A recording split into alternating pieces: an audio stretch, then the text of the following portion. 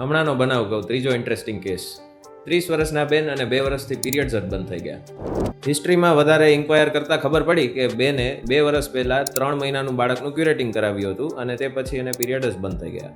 2 યર્સથી patient ઘણા બધા ડૉક્ટરો પાસે ઇવેલ્યુએશન કરાવતું હતું, ઘણા બધા હોર્મોનના રિપોર્ટ્સ બી કરાવ્યા, હોર્મોનની દવાઓ બી લીધી, પણ કોઈ રિઝલ્ટ ન મળ્યું, એને પીરિયડ ચાલુ જ ના થયા.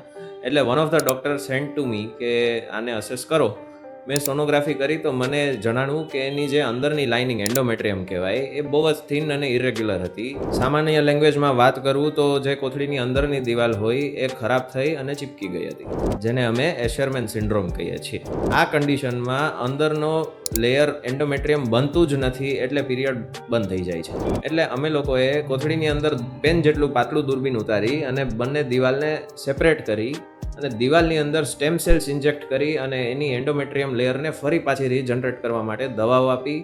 2 મહિનામાં બેનને પાછા રેગ્યુલર પીરિયડ્સ બી ચાલુ થઈ ગયા. 3 મહિના પછી એને પોઝિટિવ પ્રેગ્નન્સીના ન્યૂઝ બી આવી ગયા અને 9 મહિનાના અંત સુધી કોઈ કોમ્પ્લિકેશન વગર એમની નોર્મલ ડિલિવરી થઈ ગઈ.